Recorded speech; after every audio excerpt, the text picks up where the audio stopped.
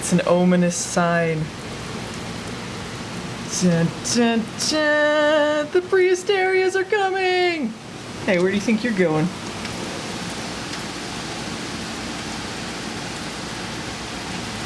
The prehysterias are coming! Prehysteria 2. Bigger, badder, deadlier than ever. So here's some great news for you. If you were invested in the first movie, well, this isn't going to be about that family. Leave him alone, he's horny.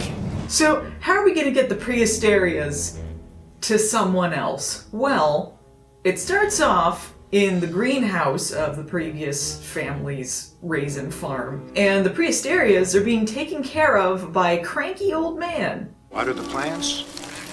Think nothing of it. Like everyone else, he seems to have accepted the idea of tiny dinosaurs very quickly, and instead has devolved into just complaining at them about how he's got to give them food sometimes. This thing does not want to stay up. The prehysterias have become considerably more colorful this time around, and have also turned into gremlins. I think the Stegosaurus was eating too many raisins. They knock off Old Man's glasses and then lock him in an attempt to fill the greenhouse with pesticides and kill him. Old Man doesn't even check that they're still there. He just ditches them. Well, you got enough kibble to last you for a while. See ya. You suck, Old Man. So the prehysterias have apparently become addicted to raisins at this point. That's what killed the dog from the first one. They get into a pile of raisins, and then the guys who have been hired to, I don't know, shovel up the crates of raisins for them, shovel the dinosaurs in with the raisins. How do they not notice that? They're sticking out there really obviously. What the hell is that, like a dead rat? I don't know, just ship it off to Sunmaid.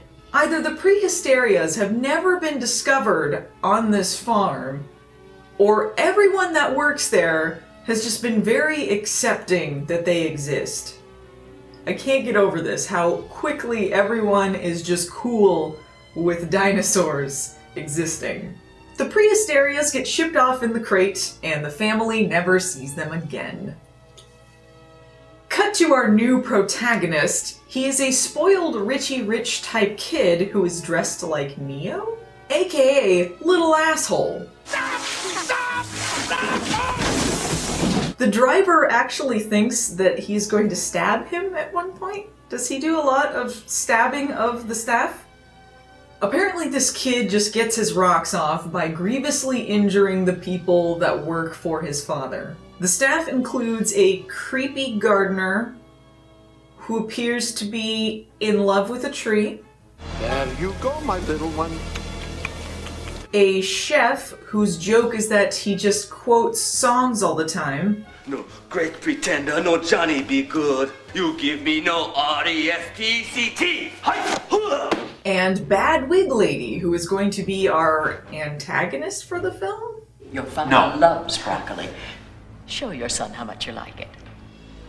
Because it is a 90s kids film, you know how this is going to go. The Richie Rich kid has everything he could possibly want. A room full of toys. Must include a train set, giant or otherwise. And he's got everything he could possibly want except love. And you can't buy happiness. But being loaded helps. So shut the fuck up, kid.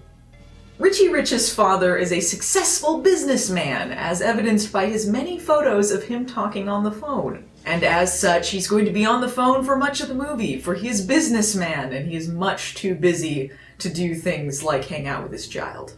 Richie Rich sneaks out onto the train tracks and ends up literally on the wrong side of the tracks. He meets up with these bully kids, who start calling him names of famous rich characters as if that's an insult. Check it out, boy, this Richie Rich. No, it's Thurston Howell III. You're wrong, it's Scrooge McDuck.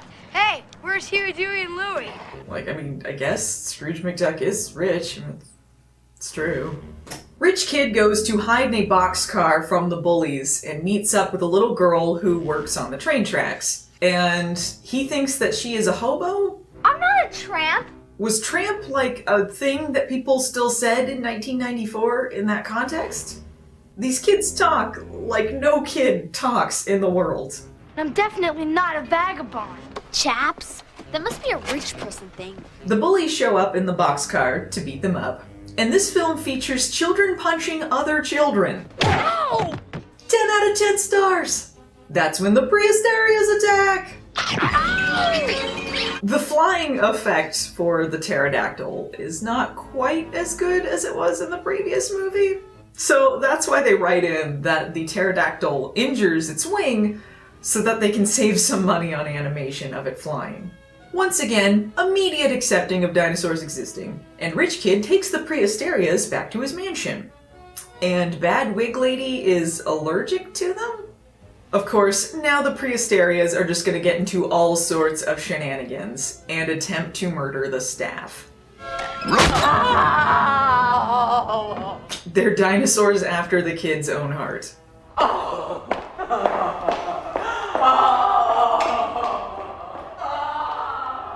Jeez, milk it, why don't you? It's not like your hand got cut off. Elvis unlocks a door with his tail. The fuck is that all about? Bad Wig Lady is trying to figure out why she's sneezing and what kind of animals that the rich kid has snuck into the house. And that's when he reveals that she flushed his hamsters down the toilet? I haven't brought any pets home since you flushed my hamsters down the toilet. You monster! The rich kid notices that the dinosaurs have tags on that have a number on them, so he decides to call the number to try and return the dinosaurs to their rightful owners. Which seems like an unusually generous gesture from him, considering that he was just beating his manservants. The previous family was taking a lot on faith that someone who found these dinosaurs would even call that number. By the way, old man, so fired. How am I gonna feed my family? Oh no! It turns out that they aren't home, so the kid's going to take care of them until they get back. Seems legit. Boxcar Girl shows up at the mansion, and it turns out that bratty rich kid doesn't really know how to be a kid. You don't really play with all of these toys, she says to the kid dressed as a pirate. Bad Wig Lady calls some zany exterminators, who are possibly racist? Your leaves will turn a beautiful golden brown. He's a spy. How can you tell? He's got an accent. He's talking in code. I mean, do they think that he's a spy for the rats? It's either rats or ghosts. They're certain of that. Our intelligence informs us that you've been invaded by ghosts. They are searching the halls for the rats and then mistake raisins for droppings, so they eat them? Then the prehysterias murder them.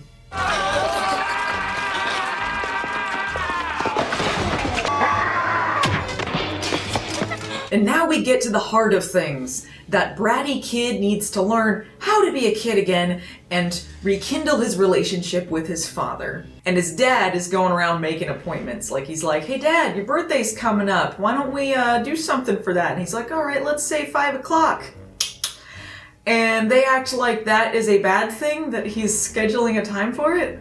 How dare he have a work schedule, unlike most of the world who just does things whenever they want to. I mean, I don't. I only review movies for a living. But this is something I really don't get from this kind of trope. I mean, I understand that the dad is working too much, but I don't understand why appointments and having a schedule is a bad thing. That's actually a really good thing. That's why he's successful and you're a stupid little kid. So Bratty Kid and his new friend fix up his dad's old train set to a montage. I think the Stegosaurus died. This sets off a strange chain of events where they're collecting things to spruce up this train set.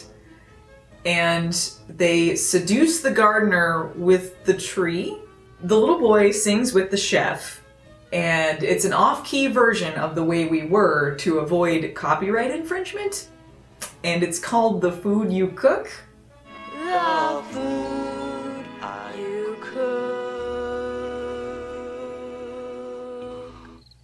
It's about as awkward as you would expect.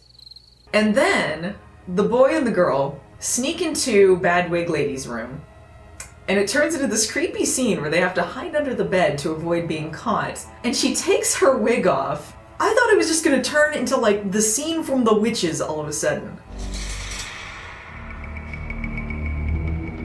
Bad Wig Lady finds the Prehysterias and starts chasing them with a broom while Frank Welker makes Slimer noises. The boy tackles her, they have a broom fight, and he kills her. She calls in the exterminators, and the kids gas them. That's when the other servants, who I guess have had a turnaround as far as their relationship with Bratty Kid, decide to team up with him to take down Bad Wig Lady. There is a surprising amount of violence against an old woman in this movie. It's fantastic. When I first started this movie, I thought, Bad Wig Lady would turn out to be a tough love giving, misunderstood, scary looking but soft at heart kind of character. Something that would be in a Home Alone movie. But no, just turns out she's a bad guy. People who look scary are exactly what you think they are. Dad finds the train set and learns again what love is, smashing his expensive phone against the wall for absolutely no reason. And he's just like, what are these, dinosaurs? Oh well. Even though earlier he thought that they were toys? With everything solved, the Prehysterias are shipped back to the hell from whence they came. And that's the end.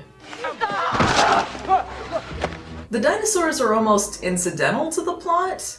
You could cut them out and not change too much about it. As it is, it's a fairly short movie, and only about an hour and 17. The thing that surprised me the most, really, was that there was no reused footage, because Charles Band certainly loves reusing footage in his movies. So yeah, not a bad follow-up. I'll see you next time when I talk about Prehysteria 3.